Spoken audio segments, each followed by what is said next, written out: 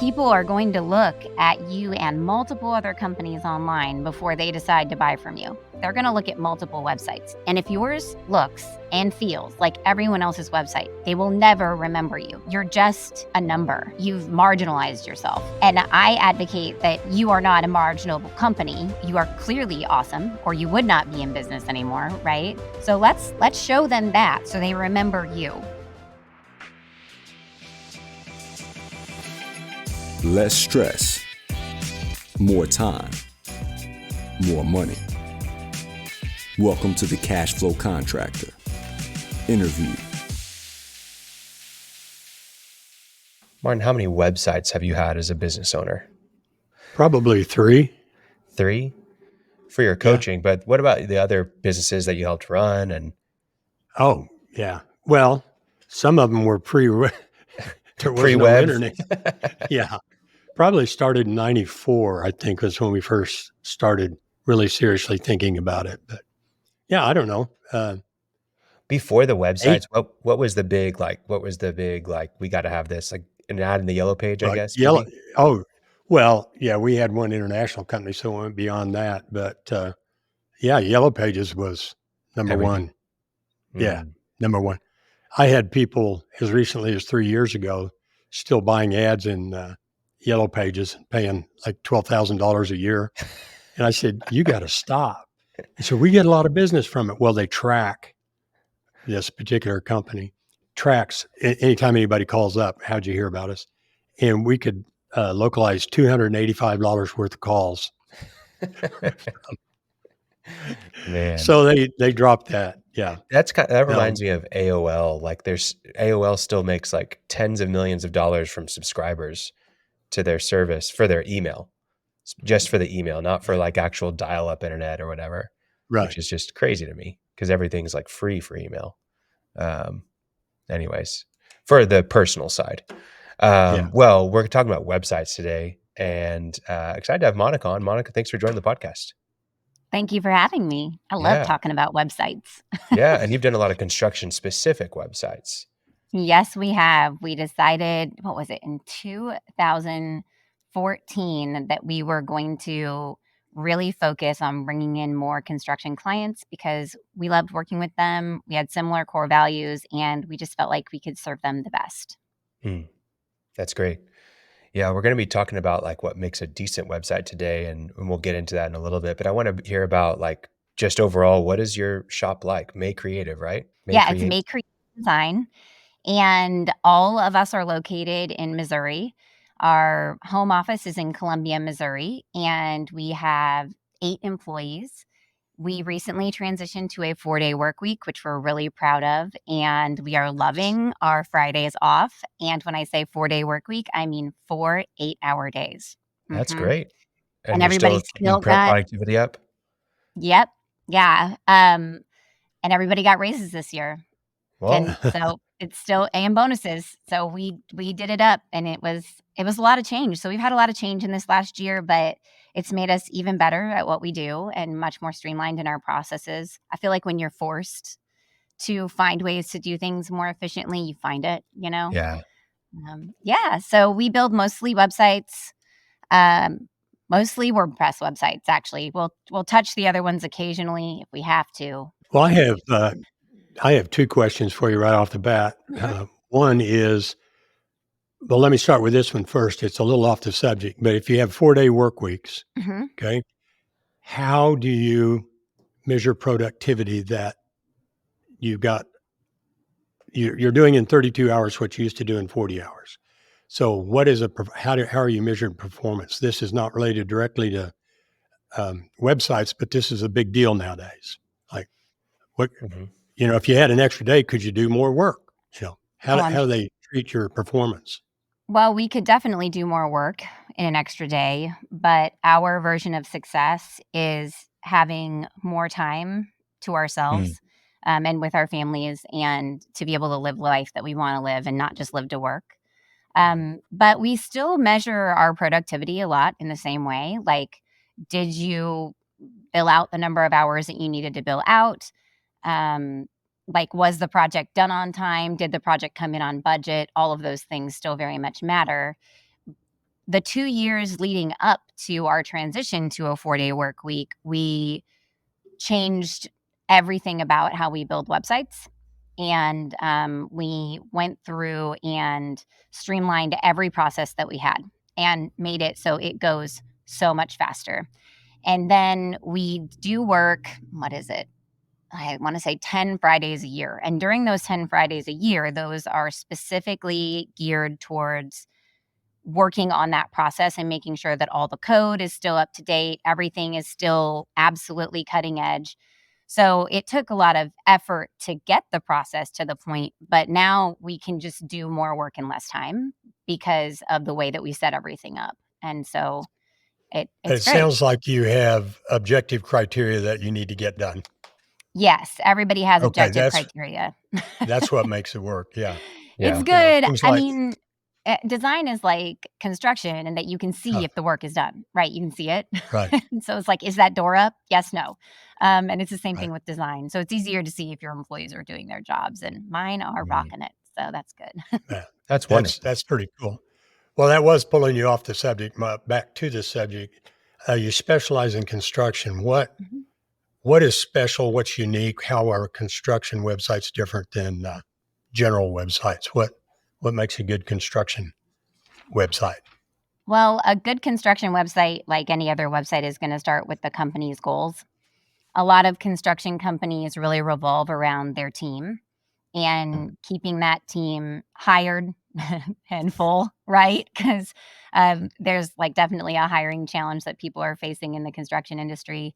And so a good construction website would have, I mean, it would have excellent technology. So it's going to work for the owner of the website and also for the people visiting the website. It's going to work well for them. It'll convey their values as a company through the appearance and the words. And then it would also perform for them. So it's going to allow them to build their business through the website. We consider your website your first employee because it's the first face that everybody sees and it needs to work for you. It needs to be a productive member of your team. And if that's not what your website is doing for you, then your website isn't doing its job. And I feel like people, because the website is a technological monster, they'll just kind of let it go. It's like the crappy employee, that you're like, oh, well, I don't really know how to replace them. So it has a lot of job security in its like crappy role in your marketing because it is such a pain in the butt to fix. But if you think about your website like an employee, you would put up with way less slack from an underperforming employee than you would your website. So I like to embrace that wholeheartedly and be like, hey, if it's not performing, you should fire it and get a new one. Yeah. No, that's a great analogy. You mentioned that you have like really similar values with the construction space. What are some of those values that you feel like you have?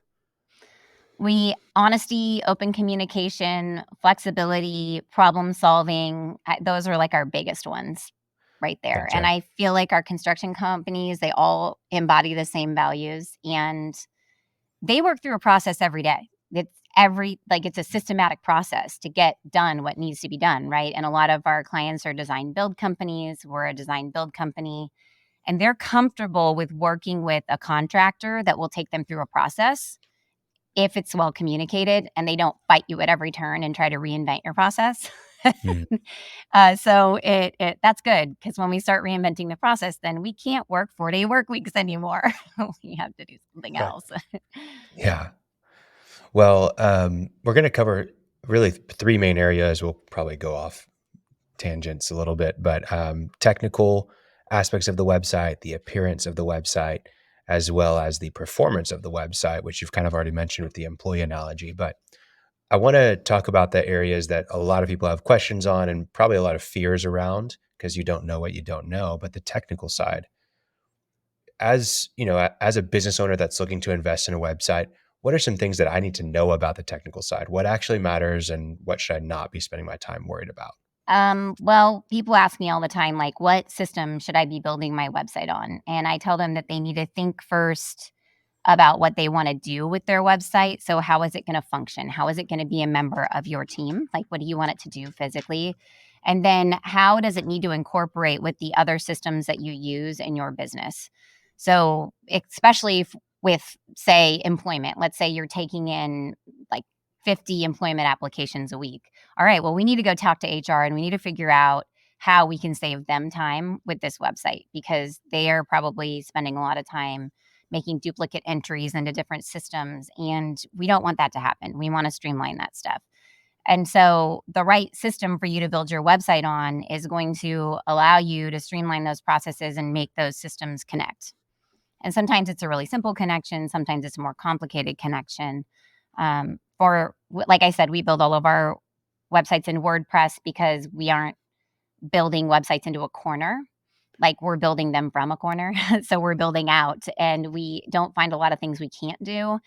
Mhm. The greatest fear I have for people is that they build this website and they put all this energy into it, and then next year, when they switch softwares for their HR department, say, or their billing department, they can't use it, like, it's obsolete and they have to start all over again. And so that's really crappy. So I would say that's one really big piece of technology, is just making sure that it integrates with all of your systems. Yeah. An example of that, would that be like whenever somebody submits a form on my website to get a quote, that it goes directly into my CRM? Exactly. And then it passes through all the information that you need. So that way Mhm. somebody can make an intelligent, like, contact and conversation with that lead. Yeah. Mhm. Great. Great. And I know there's even some like project management tools where you can embed like a customer portal onto the website where the customer can log in and see project photos or their invoices and receipts and all that kind of stuff. So, Yeah. And I would say don't recreate the wheel on all that stuff. I always like to look at what people already have. Do they have something that could have a great web interface for their clients to use? Is that web interface something that their clients could use? Like, is it at their technology level? Like, are they going to be comfortable in there? And if so, then let's use that. Let's let them talk. Because if it's directly in that software, it's going to be, like, obviously it's going to talk because it's in that yeah. software. I do find people that sometimes they're like, "Oh, no, I just wanna recreate the wheel." And I'm like, "Yeah, well, maybe we don't." Yeah. But then there's other things that if you really wanna control the stream of information, you would have to integrate them Sure. more robustly. Yeah. Yeah. And there's other things like mobile friendly would be another technical one, which from what I understand, it's a bit more difficult to navigate that on certain, like on WordPress, it might be a little bit more challenging than on a tool that limits you in a lot of capacities. They're going to make sure it's 100% mobile optimized because you're limited. So it's a lot easier to mobile optimize, right?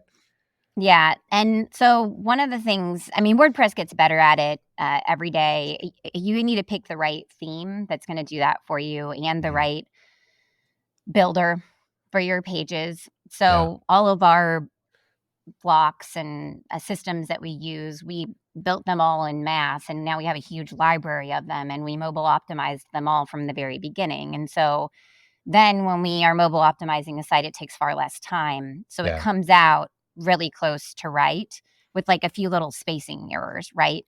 Instead of a whole bunch of extra stuff. Yeah. But I do find that if people don't pay attention to that, then it's going to really bog down your load time on mobile. And then people aren't going to use your site on mobile because it's going to take forever to load. Google's going to Mhm. start recognizing that. Then you're going to drop in the search rankings, especially on mobile. And if your main goal as a construction company is to get more people hired, you have to understand that a lot of those people might not even have a computer that they're looking for their job on. They're probably doing it on their phone.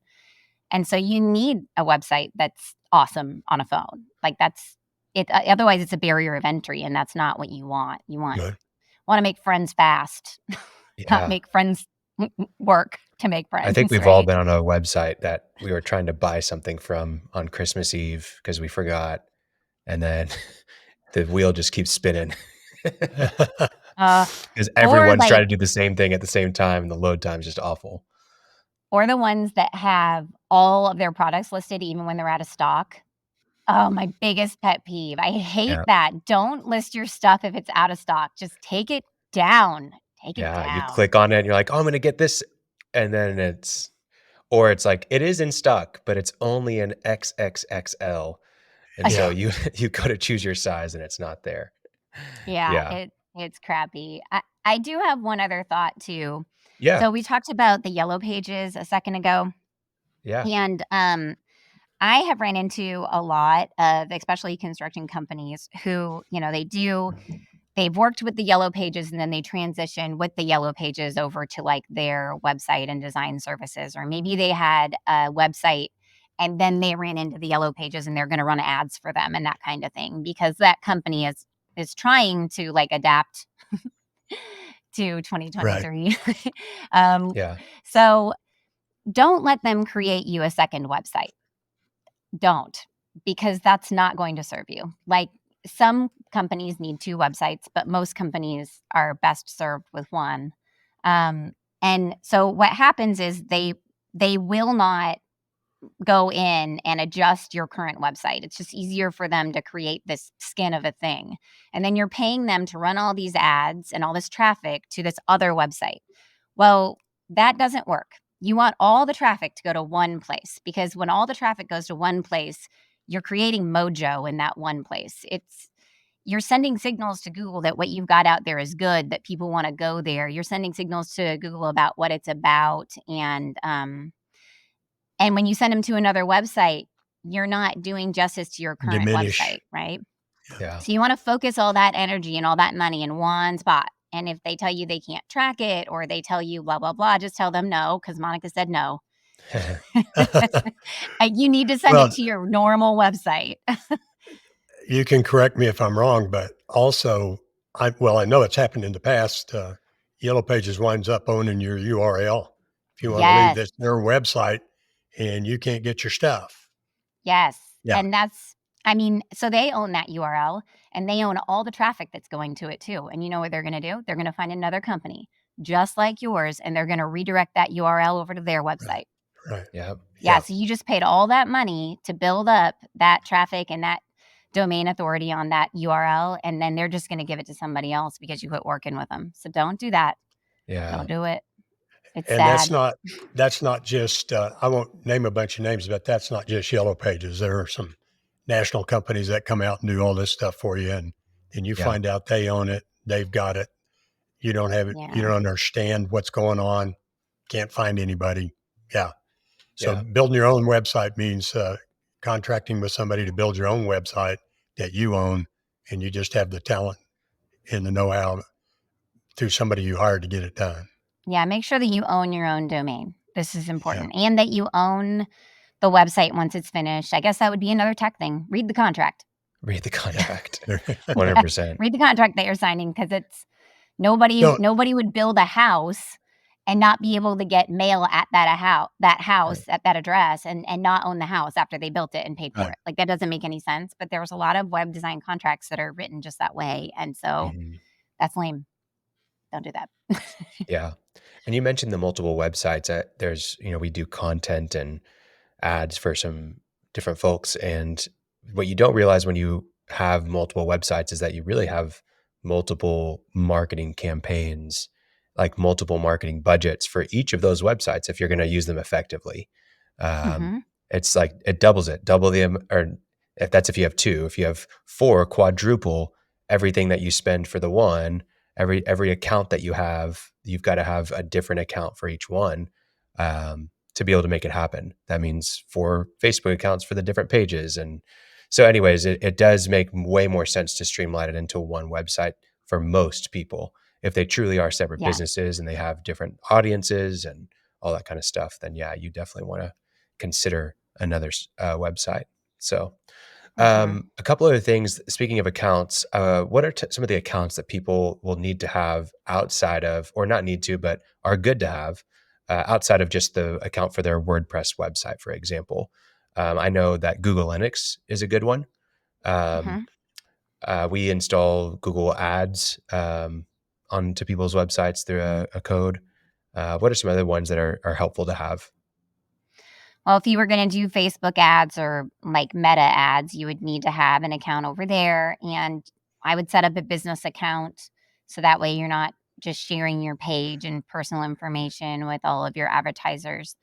Also, I love Google Search Console. That's a Yeah. very insightful tool, not just for like your performance out on search engines and SEO, but also from a usability standpoint. It's going to tell you what's broken on your site. Um, Yeah, others, I let's mean, explain what that is yeah. a little bit more. Google Search Console. What is it? Why? How does it work? Okay, so Google Search Console tells you in its performance metrics, it's going to tell you how Google interacts with your site.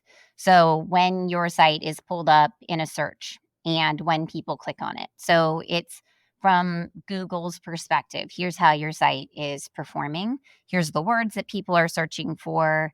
And then Google Analytics is on your site. So when people are on your site, here's how they're acting. And it's from any browser. It's not just Google Analytics, or it's not just on Google Chrome, right? Or Chrome. in the Google search.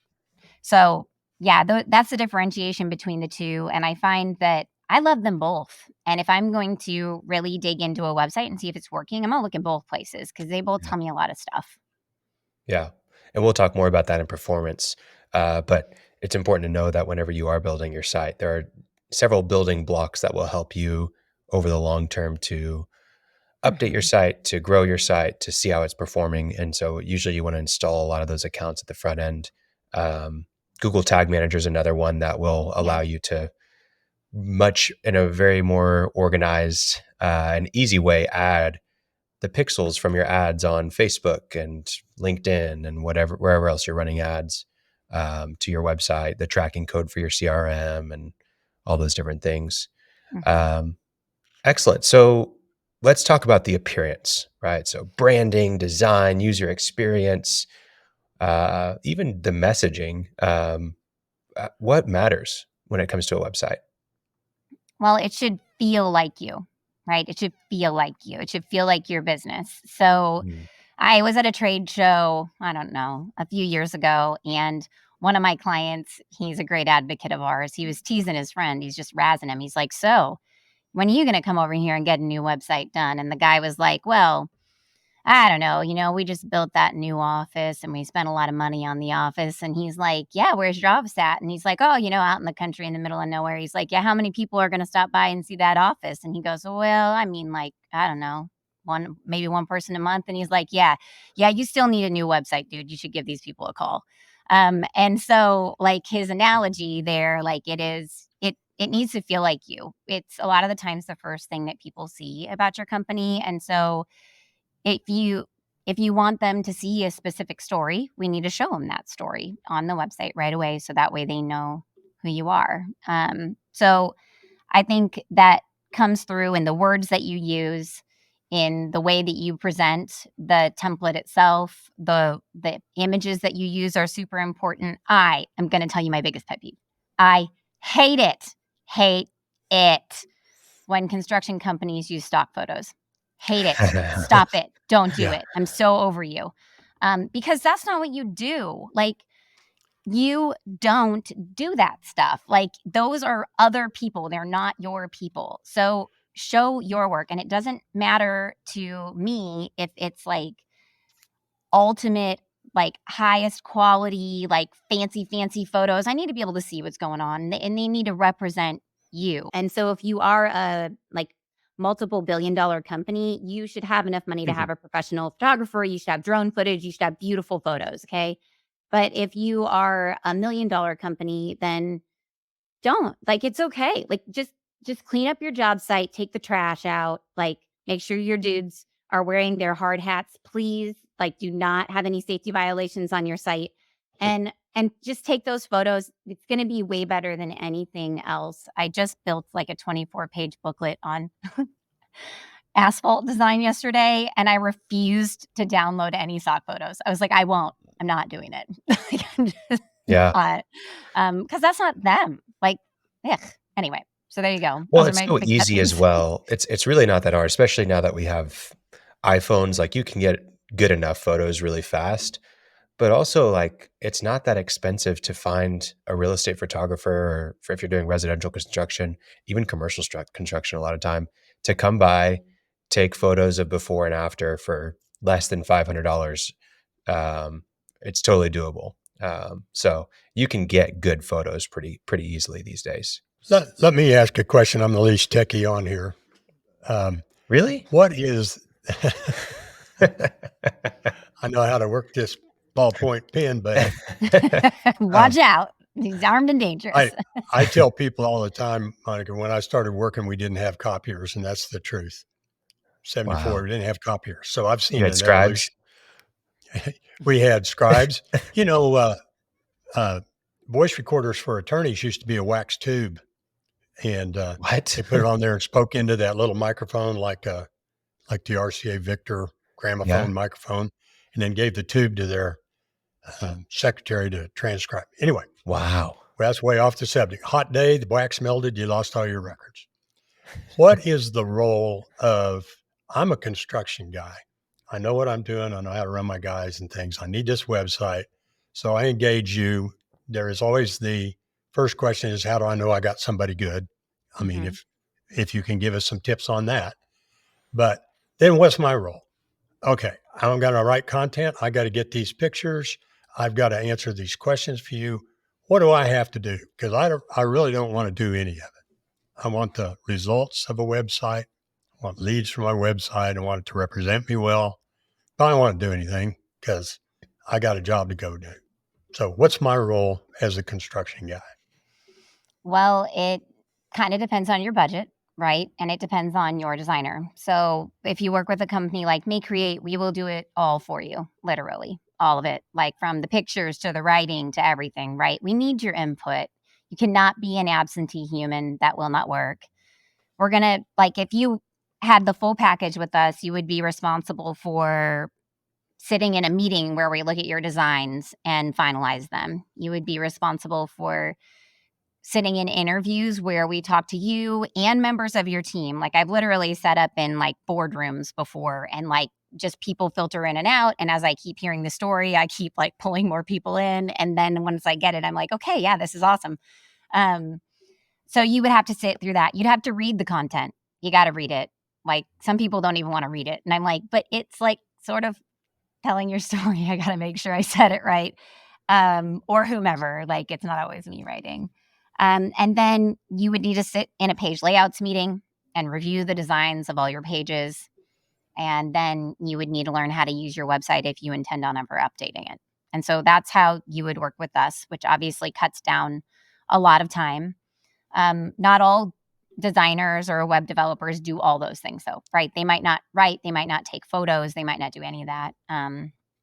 So it depends, because it could be your responsibility to write it all, take all the photos, hand them all over, and that might be your job. Hire an editor. It'll be great.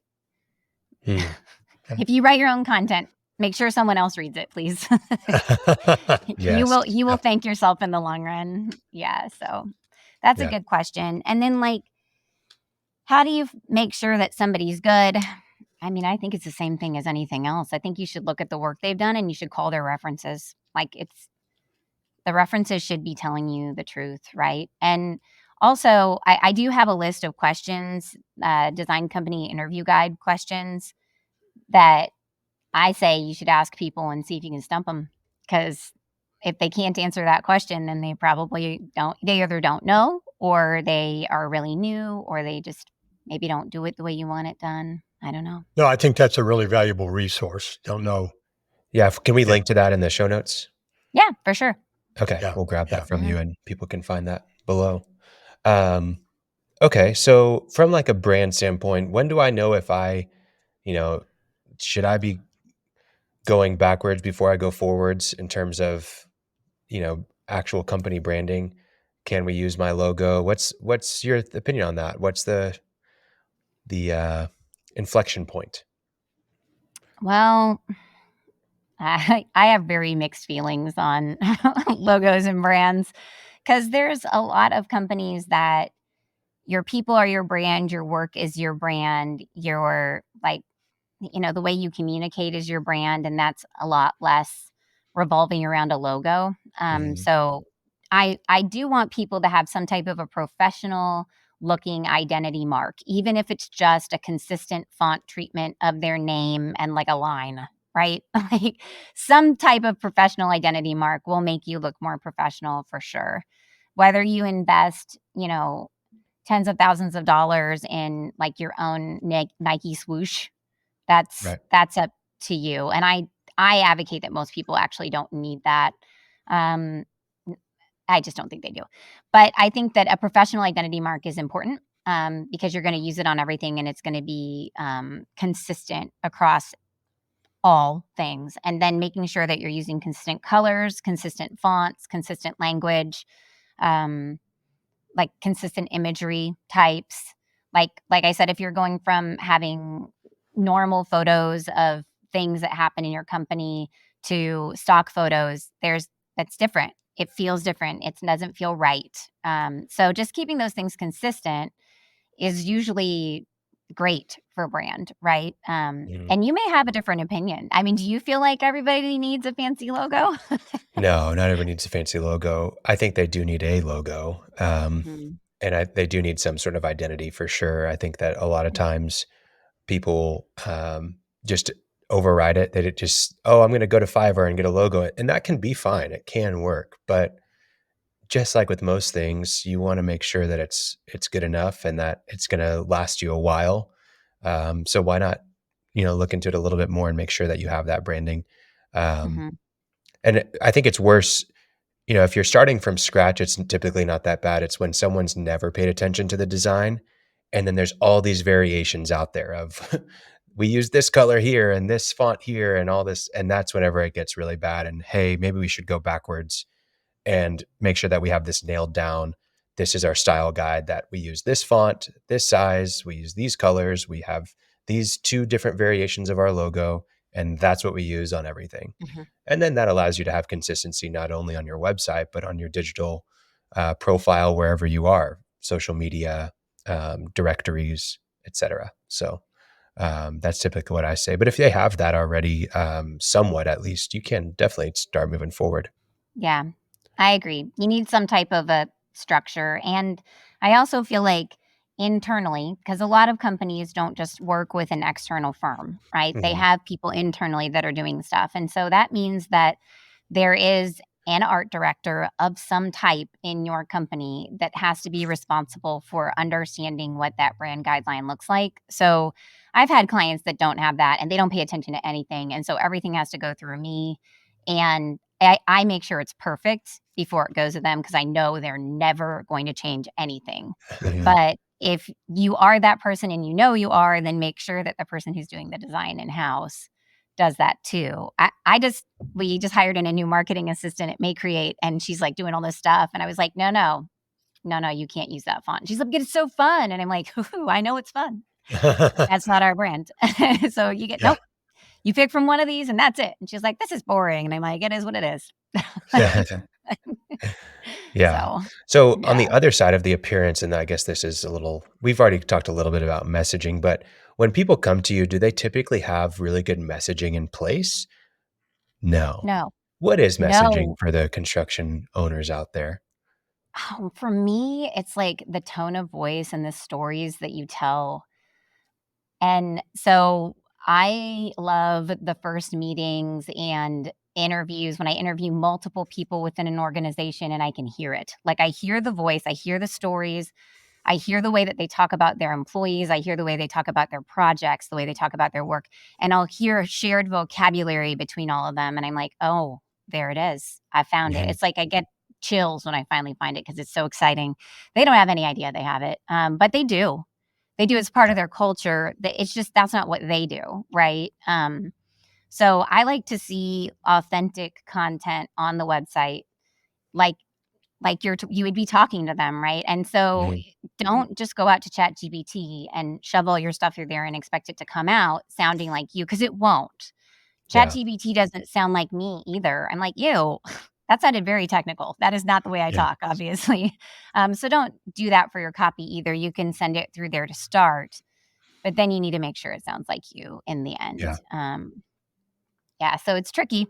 But once you find it, you can make a document that has those statements in it that, then right? Once you start Yeah. figuring it out, document it so that way you have it and you could advise somebody in the future.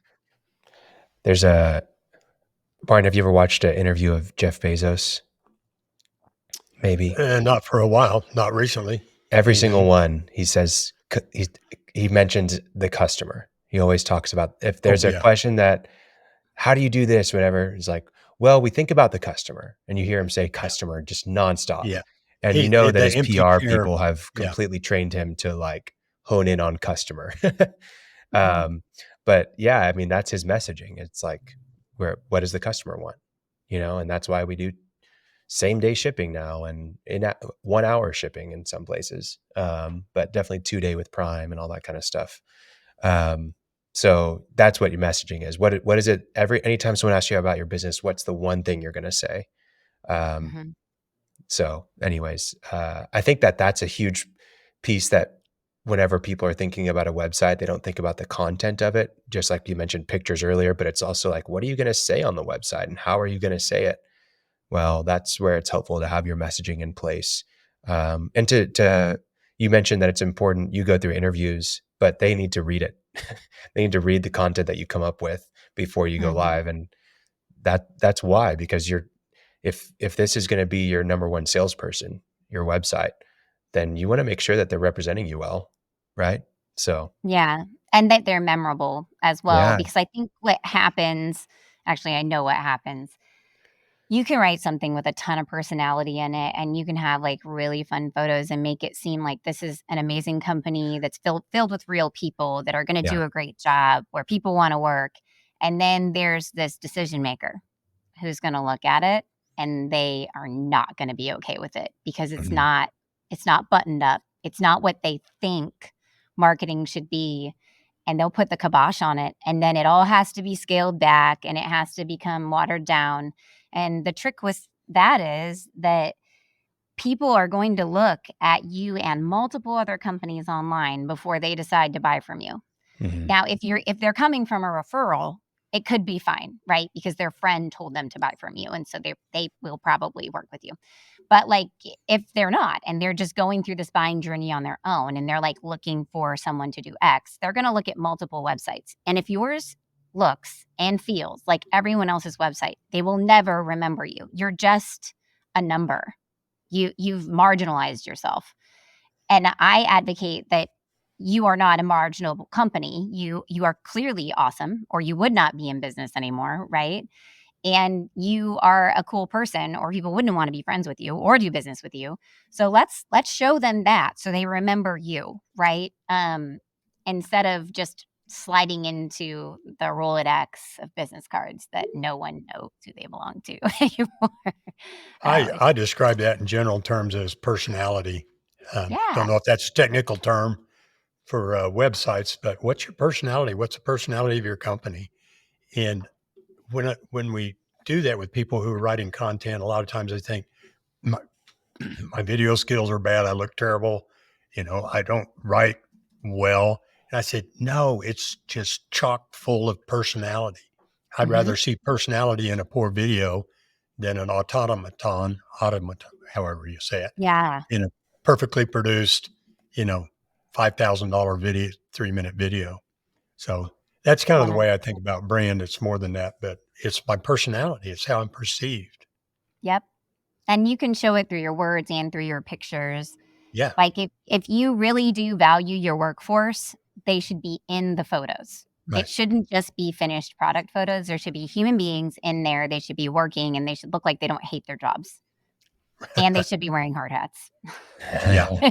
That's a safety requirement. Yeah. I Um, love that. I've had that happen in videos where spent a lot of money and time doing a video, lots of, an hour and a half of actual shoot. And we couldn't get 3 minutes where somebody wasn't violating a safety. A guy it's the walking through worst. smoking and flips a cigarette on the ground and you're just going, oh my God, driving a forklift with his elbow sticking out, looking back. And anyway, pointed out a lot of safety violations. Yeah, you're like, and this is a learning experience for everyone. that's great. Being a little bit specific, Marcus Sheridan, they ask you answer, marketing guy, but he says that's his philosophy of websites is they ask you answer.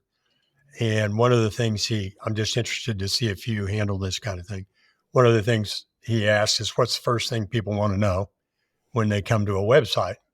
And we're talking about something complex, not going to Amazon looking for a dog dish. Mm-hmm. They said they want to know how much it costs. And everybody comes to us and said, well, I can't tell them that because I don't know. Every job's different. My competitor, no, tell them. And I wonder if you have that issue and how you handle it, because it can be handled.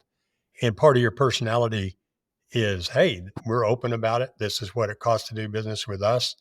Might save you having to talk to a bunch of lowball tire kickers. But how do Mm-hmm. you handle something like that?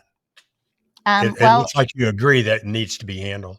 I do agree it needs to be handled. And so for like, let's say that you are a contractor of any kind, what I would do is I'd give them like an estimating calculator. Like I try to convince all my clients to do it. Most of them are like, heck no. But the estimating calculator is really cool because it allows people to solve a problem and understand how it works. Like they're teaching themselves how it works and why it's going to cost what it costs while they fill out the calculator. And if they take the time to do that, then they're going to get something that they wanted at the end and you get a lead.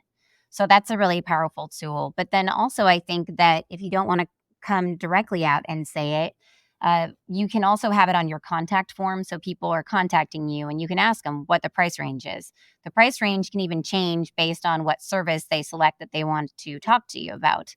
And so that's one of the things that we do on our contact form is we'll ask people, what's your budget? And it doesn't start at $0 because we don't do anything for $0 except for a But consultation. start at So 35,000. yeah, nah, not all of our websites cost Yeah. 35,000. But I mean, there's Oh a no, lot I of didn't mean websites that. I meant that cost 1,000, right? right. And so there's like a price bracket where people choose it when they like submit the contact form, and then if they don't fit in the lowest price bracket, we don't get the lead, Right. but that's okay because they learned what they needed to know. And we also have like a website estimator. Like you can go in and estimate your own website and see how much it would cost, right? Depending Right. upon what you Excellent. choose. So we're practicing what we preach, but I agree. If what people need to know is price, then we should give it to them. If that's going to be the big decision making factor. I think in big commercial construction projects, it's a little different because they're going to be a lot more relationship based sales. And so in that one, I feel like people go to the website and they want to know, can you do this? Not necessarily how much it's going to cost. They know it's going to cost like $1 billion. There wasn't a question in their minds, Right. but can you do it? And so that's when your portfolio needs to be like, and that it needs to answer that question, right? Yeah. Yeah. Mhm. Two different markets there. But hey, back to the money thing, a lot of projects in portfolios section will put the budget on the projects in a portfolio section so that they know, hey, they built this stadium. It costs this many like billions or millions of dollars. And then they're like, oh, yeah, well, yeah, they could do that. And it does answer the price question. So, yeah, Yeah. you can do that in your And it doesn't portfolio have to be too. the exact price. It could be a range Oh, if Yeah. you're worried about we pricing and stuff like that. yeah, I've Yeah. got a guy who does closets in New York, and they're $150,000 closets in the Mm. Hamptons. That's high end, but he gets asked all the time. So he took those 3 blocks that typically appear in below the fold and he said, starting at 25,000 to 30,000, and just had a bunch of examples so you could look. Then went Yeah. all the way up to $100,000 plus, but people could get an idea. Yeah. Very cool. So I want to kind of wrap up with performance. Mm-hmm. What is, we've already talked about this can be your best salesperson. This can be a member of your team that needs to be performing. What if I'm going to be investing this amount of money for my website to be developed and designed? What should I be expecting in return? Okay, so expecting in return. Well, first off, I think that your website should be loading quickly. And if it's not, you're just shooting yourself in the foot. So expect a fast loading website. And if you don't have one, optimize it until it loads quickly because that impacts your SEO. And like, no one wants to wait on hold forever to talk to someone. They're not going to wait on hold forever for your website to load either. So as far as SEO goes, you should expect that you're going to have an ongoing responsibility with it. It's not just like one and done. You do need to optimize your like pages if you expect them to rank well, right? And your website proper is important. You should have a page for each one of your services that should be optimized for the key terms that people are using to search for it. And if they have kind of wildly different key terms that they're using, then you need to have more than one page for that. Like if I were going to use website design, for example, I have website design, construction website design, adaptive website design, mobile website design, website redesign. Hey, yeah, it's because they're not all the same and people are searching for different terms, right? So think about that with your business. But I find one of the best ways to endeavor into SEO would be a blog or something like that. But even a projects section in your website can do that for you as well. Mhm. Just continually adding content in. And if you choose for projects to be that continually added piece of content to your website, make sure that you are formatting those pages correctly so that way they can be found in Google and they show Google this is what we do, because they're just going to keep adding, you know, I don't know, rapport with Google by updating that portfolio all the time.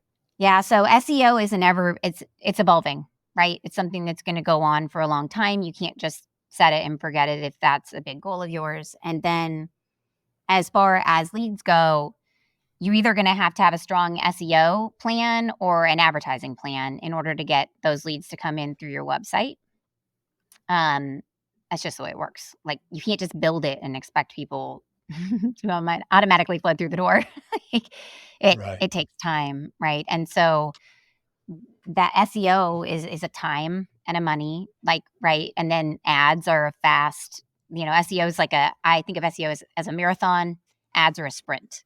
So if you need results fast, you're going to need to send people there through advertisements. Yeah, there you go. Yeah. And I mean, ideally, you are generating qualified opportunities for your business through your website. Mhm. You mentioned earlier, if a referral sees your website, that you want to have, and they already have trust in who referred them, but you want to make sure that you're adding to that trust with how they feel whenever they're there. They feel like it resonates. It's exactly what they're looking for. But even more so for people that are being referred by Google and they're coming from SEO or from ads. You don't want to waste money on ads and then someone not convert into an opportunity for you. And so having clear call to actions, having the opportunity to connect with you through a form submission or even just your phone number, make sure you answer the phone. Because that's a really rough one. When you spend money on the ads to generate the phone call and then you don't pick it up, talk about wasted money, but it happens. But yeah, it can become one of your greatest resources for generating opportunities, for bringing in new candidates for a position on your team. Yeah, those are all important things. I think with generating opportunities, what is, it's different for a lot of different types of construction, but whenever you are looking to generate opportunities through your website, what is like an average that you may be seeing of people submitting forms on the website, or when you hear from results from clients, hey, we just got a new opportunity through our website. Finally, we didn't have this opportunity before because we didn't have form submissions. What are some maybe stories or examples you have there? That is a good question. So I don't physically advise people on their marketing endeavors, right? Okay. Like that's something that you guys do. I Right. build the website so that way you guys can harness the crap out of it and make it work for somebody. So what I look at a lot is more the traffic data and how people are Mm. behaving on a page and how I can restructure the site or improve the loading of the site or improve the content of the site so that way people will do what we want them to do. So I look less at the contact form submissions and leads that are coming through than I would at the overall architecture, because Mm. that's my role. And I would say that when people regularly add content to their website, what you can expect is that traffic is going to grow year over year. Like it's going to become exponentially more every single year. So that is an important part. You'll start and it'll be like maybe 5% of your traffic. The next year it'll probably be 10. The next year it'll be 20. And it just keeps growing and growing as you add things to your website, even if you only add them once a month. Um, I have looked for trends, but the businesses are all very different sizes that we work with, and they're in different parts of the US and work with different audiences. So it's like kind of crazy how variable it is, but you should be seeing that you have a consistent influx of traffic with your year over year data, right? So things are going to change with the seasons. So you're going to have to look back at your customer and see, okay, first quarter is a slow quarter for us. Second quarter is bigger, and so you'll see a lot of traffic coming in before people make their decisions, right? So if you're getting a whole bunch of leads in March, then you should be seeing traffic picking up in January and February, right? So you can look at your sales seasons and then go back to your website traffic and see how it fluctuates. But then after, like I said, if you've got 2 years worth of data, I like to look at them year over year comparatively and watch those months and see, like, are they consistent, right? But you should have the most traffic on your homepage. That's where most people should be coming in, unless you have an amazing blog, in which case you're going to have more traffic over there. You should be seeing engagement time on your website somewhere nearing a minute or more. And if it's not a minute or more, then something is not right, probably. And yeah, views should be higher than users. Always. Um, and I don't see a lot of websites that have less than at least a couple thousand people going to them a year. Like, if you don't have at least a couple thousand people going to your website a year, something's not right. Now with the Google Analytics 4, bounce rate is depreciated and they don't have it anymore. So that used to be a metric that I talked about all the time, but you can't get it anymore. So meh. Really? We got to look at engagement time. They killed it. Yeah, there you go. So the metrics that I would look at are engagement, and that's how long people are on your website and working either on a page-by-page basis. If you're looking at landing pages, it would be telling you on this page, this is about how long people spend on it. Or like on a per session basis, like they come to your website and this is about how long they're there for. So that's that minute or more metric that I want to see there. Views, so how many times did people view the content? Users would be how many unique devices hit the website in a time period. And then I like to look at also where the traffic is coming from. I want to see, is it coming from Google? Is it coming from, like, is it direct? Is it email? Is it your ads? And then I like to see, how'd that ads traffic behave? Because if the ads traffic is behaving almost as well as your Google traffic, then you're doing a great job with your ads because you're targeting people when they're like in the buying cycle and they're ready to buy.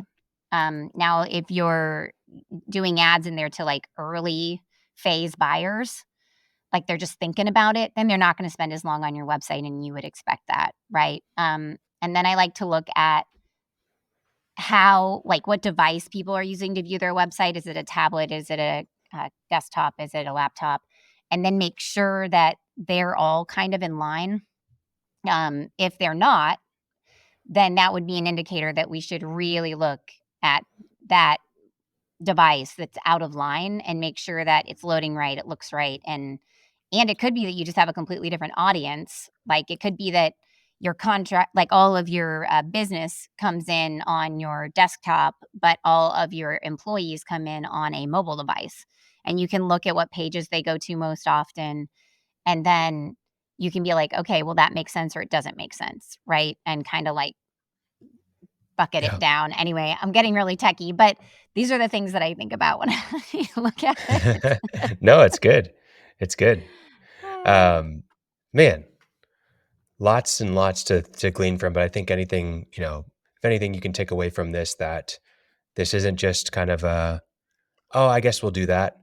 You got to put some thought into it and to your website. You need to make sure that it's going to be technically sound, that it's going to be visually appealing, and that it's going to perform for you. And you provided some great metrics there that people can track. But also you can just look at where are opportunities coming from.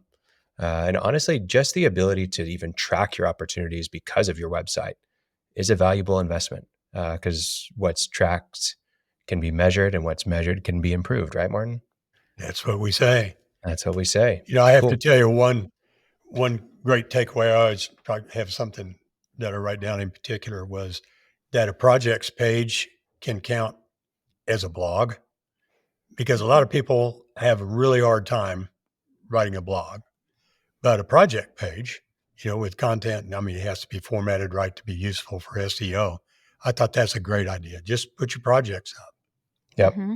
Gives Yeah, you Yeah. for something to sure. talk about. You don't have that blank piece of paper. What am I going to write kind of thing. That was a great idea. And I have another question.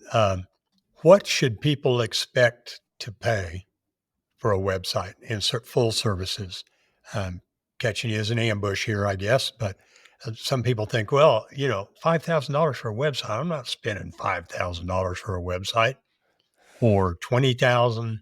A $5 million revenue contractor.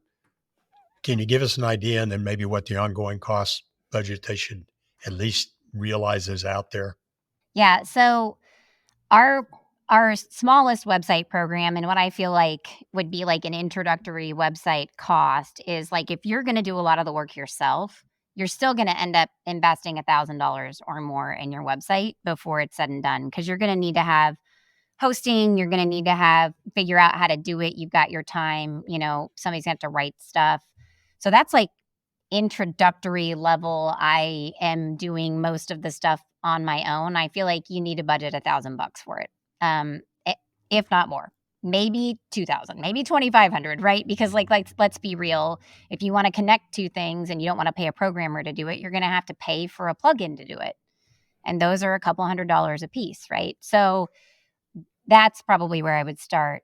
For our like entry level, we design it all and write it all for you websites. If those are around, say, 7 to 10 pages, those are going to cost you somewhere around like the $5,000 to $6,000 mark.